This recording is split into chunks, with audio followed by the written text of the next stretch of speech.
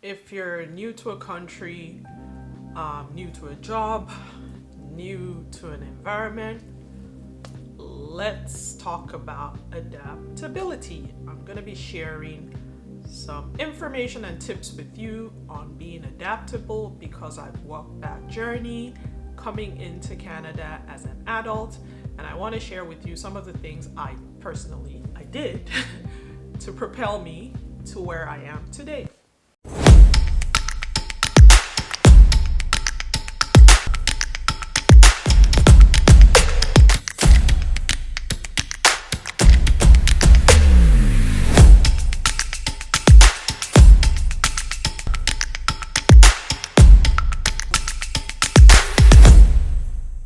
Hi there, it's Anna Ladikbo of AnnaLadikbo.com.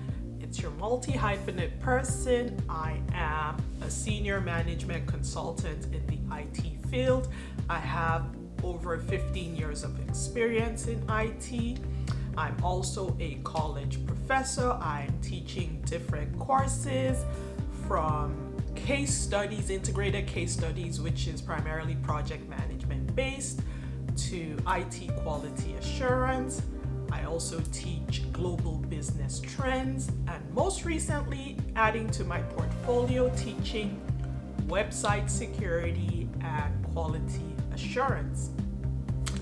Now, don't forget, before you watch the video or once you're done with the video, don't forget to hit the subscribe button, hit the like button, and also hit the notification button because I'm going to be sharing information with you about twice a week on anything within my ecosystem, which is leadership, project leadership, effective communication, business tips, career tips, fashion, and e-commerce, running an e-commerce business. So it's going to be fun here. So remember, again, hit the subscribe button. Now, if you're new to a country or you're new to an organization, you definitely know what some of the challenges are with adapting to a new place, especially when it's completely new. It's something you've not done before. I'm going to focus more on being a new immigrant because partially I've walked that journey, and I have had the privilege to work with people who have left everything behind and come to Canada, or worked with students that I continue to work with and teach and mentor and coach. A huge number of them are coming into Canada for the first time, so it's interesting to see them, to speak with them, to hear their perspectives, to listen to their journey, because at some point I was them too. So I'm going to be sharing with you some of the things I share with them, and without much ado, I'm going to go into the first tip. Now, Canada is a country with many beautiful stories that continue to make just countless wonderful success stories, and it's a wonderful place to call home. There are different ethnic groups. It's very diverse.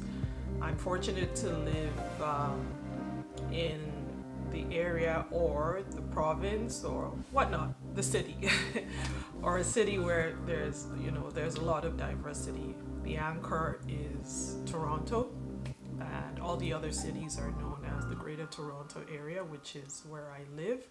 So just seeing the different ethnic groups, working with people from diverse backgrounds, just is a testament to the kind of country Canada is, and we're definitely all fortunate to call it home.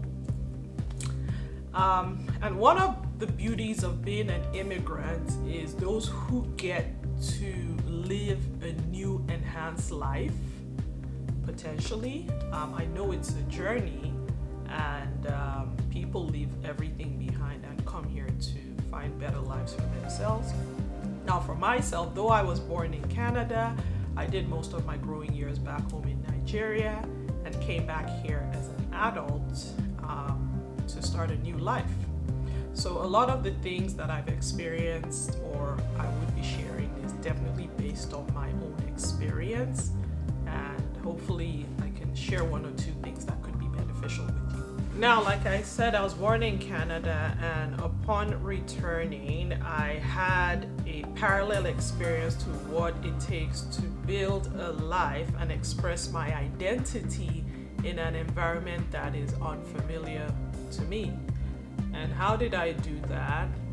It was by being adaptable, by adaptability, adapting to my new environment, adapting to a new country, understanding the culture, and I think most importantly, because we're all here for better lives, is adapting in the workplace too, which is crucial because that's what puts food on your table, clothes on your back, and a roof over your head.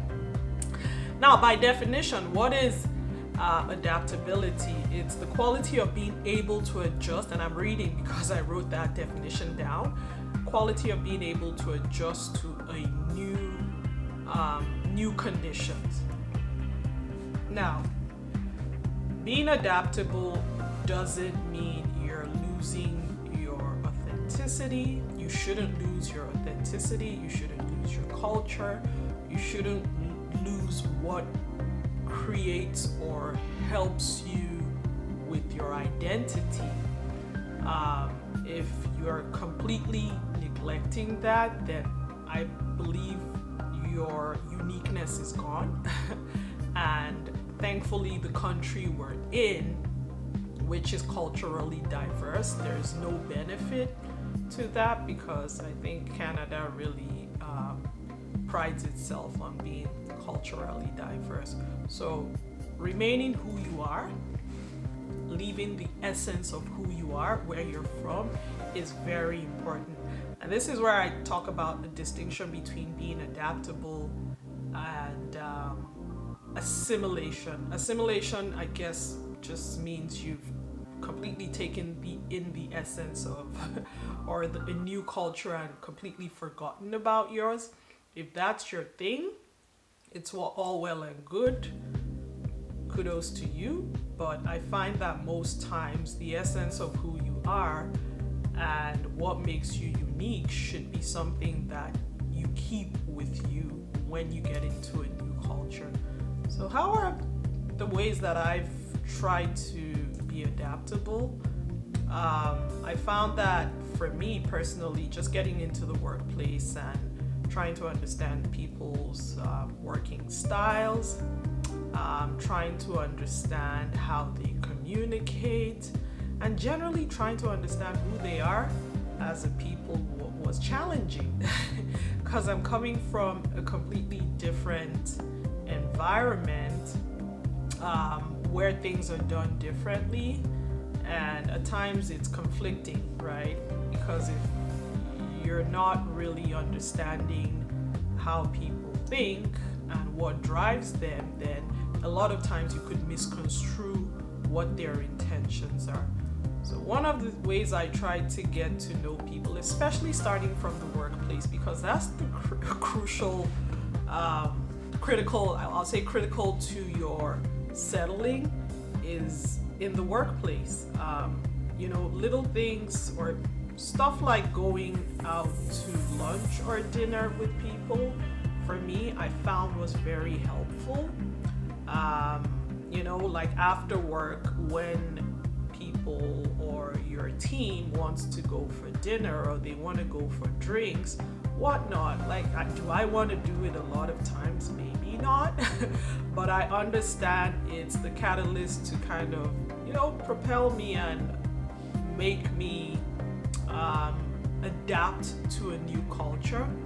So by doing those things, like getting to know people, having conversations with them outside of work, for me was extremely beneficial because you're creating a relationship that hopefully when you get back into the workplace, you can continue to build off of, and they know more about you besides what you do at work. They know where, potentially those conversations would lead to where you're from, what your background is.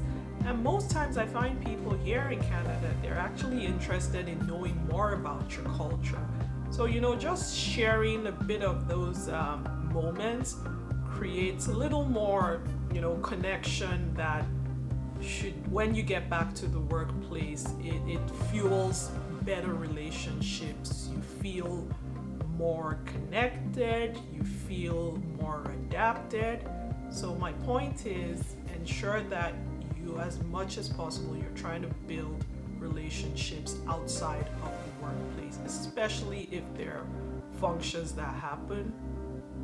Try to attend. Now, so much information is required to simply get through the day, and this makes adaptability exhausting to even think about being adaptable when there's like tons of things you have to think about, and it gets exhausting. So for many, adapting is really balancing the fear of, losing yourself and the desire to be one with your new environment. So what I find is that people that ride the wave and adapt successfully have three of these traits I'm going to enumerate. First is that they remain open to changes and they're not stuck on how things have been. I do talk to a lot of my students that I mentor, when they come into the country and they've worked in a certain field for a number of years, and they come into Canada with the expectation that that's the type of job that I need to get. I usually advise them to keep an open mind. For example, if you've worked as a QA resource, that's a IT quality assurance resource, why don't you expand your mind to explore other areas that are similar? You could look into being a business analyst, you could look into being a technical script writer. Just open your mind. Don't be stuck on one thing. I find that people who have successfully done the transition are adaptable in the sense that they're not coming in deciding that what I'm bringing from the country I'm coming to is exactly what I need to do here. They are open to change. They're open to exploring changes. They're open to taking courses. They're open to even completely moving away from what they've known and exploring new career opportunities, exploring new ways of doing things. Secondly, they embrace the things that challenge their everyday normal. And I gave an example earlier, or gave a tip of, trying to interact with your peers outside of the office. If, for example, you're someone who's an introvert and you could care less about talking to anyone aside from just going in, doing your work and getting out of there, which is fine for some people, but if you do have aspirations to grow, to potentially reach like a management level or executive level, then that's not going to work. So a challenge for you might be having those interactions. I'm an introvert. It's a challenge for me to get up and go to dinner and laugh and smile and have conversations with people. I don't really like to do it, but you know what? I'm going to be open to change. I'm going to need to adapt because it's what's going to take me to my next level. Have I had those experiences? Absolutely. Am I saying I'm an introvert? No, probably an ambivert. So I do have those moments where I just want to be and I don't want to interact. But I understand that what I need to do to get me to the next level will require me to push myself outside of my comfort zone. So that's a tip for you. You need to embrace the everyday challenges that come with trying to be adaptable. Lastly, they interrogate new ideas. I mentioned how some people do come into the country and they've had professional experience, you know, wherever they're coming from, what country they're coming from, and they come into the new country, interrogating new ideas just means opening up your mind to see that there are other things you can do, and you're not being stuck on just one thing that you think is the right way. Now, personally for myself, maybe I didn't have that much to hold on to because I came here straight out of university, but I found that as I went through my career and I started working in project management, which I absolutely did well in, thank God, and I did love. But one thing I found was because I worked as an independent consultant, anything could happen at any time. Not to say it can't happen that you're a full-time resource and the company could downsize, but you're at higher risk when you work as a consultant because you're not a full-time employee. And I had to interrogate new ideas because there was a time that I was out of contract, and it's the worst feeling just to feel like your livelihood is dependent on going from contract to contract. So what happens if, you know, there's just economic downturn and there are no contracts? Then what happens? You're out of job or there's nothing else you can do. And really that was the catalyst for me to interrogate new ideas or look for different ways to at least be sustainable to myself and my family. Should I be out of a contract? And that's really what's led me to being that multi-hyphenate person where now I'm a college professor, which is excellent. I do that part-time. I run an online marketplace. I also run my own training programs. So just that process of interrogating new ideas of how do I ensure that I'm still self-sufficient and I'm not completely dependent on a job or a contract has been extremely beneficial to me. And I'll ask that you expand your mind and you do the same thing too. Even if you have a job, think of ways within your organization to, you know, be of value, expand yourself, look into new areas, and just completely open yourself to growing. So with that being said, I hope you've learned one or two things about being adaptable. And I'll leave you with this little note I wrote, being that adapting is a process that happens in the mind before it becomes tangible on the outside. And you're able to do it without compromising your identity. So if you're in a newer environment, I hope these insights will be helpful to you. Remember to subscribe to my channel. I'm also active on Instagram. My handle is @AnnaLadigbo.